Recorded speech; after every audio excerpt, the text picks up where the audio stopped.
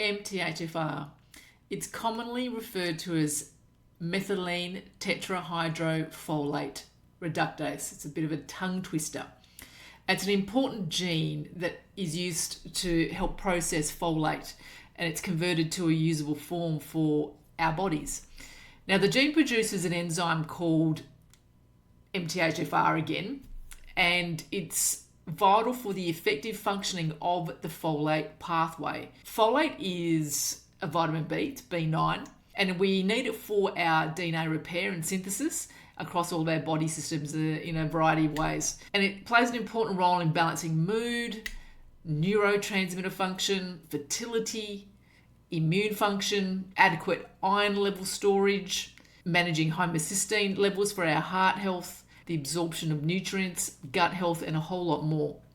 Now, a misfiring of this MTHFR gene can lead to actual problems for our own biochemical pathways, and it affects our body systems in many ways, and that can be physical as well as psychological. For example, if your body can't actually effectively metabolize folate, then you might have difficulty in absorbing nutrients like vitamin B6 or 12, or you might absorb too much.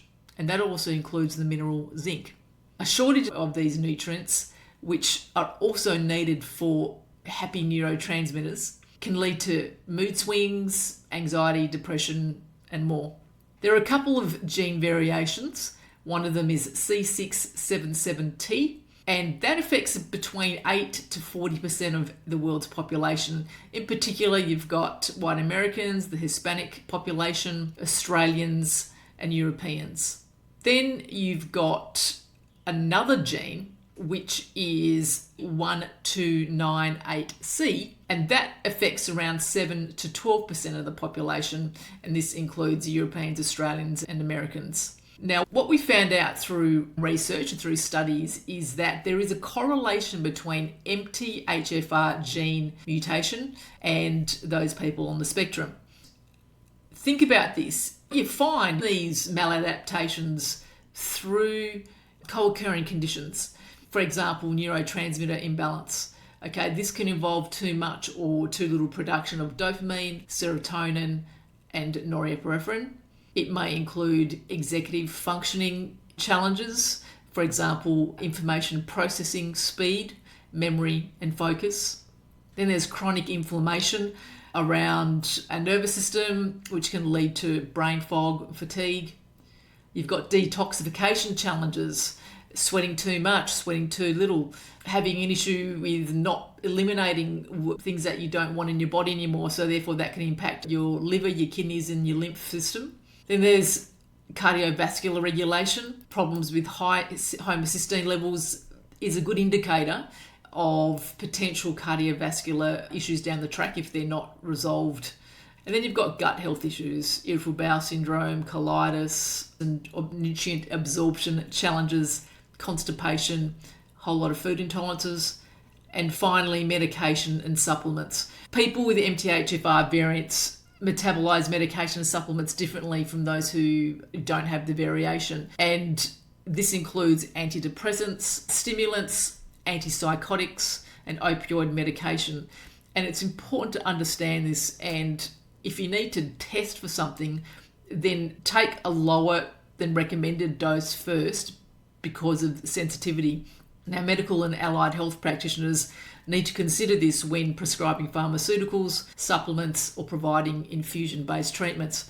I know this because this is me. This is how I, in a roundabout way, got to find out about my own autism, essentially. It was through these co-occurring conditions and testing positive for MTHFR and wondering initially why I was having all these supposedly random things go on over the course of time, and eventually all the dots were joined. So what I do to help myself, to help my nervous system, for example, it's really important that I don't spend a lot of time on social media. That can be tricky. I spend time walking in nature, exercising on a daily basis. So movement for me is really important.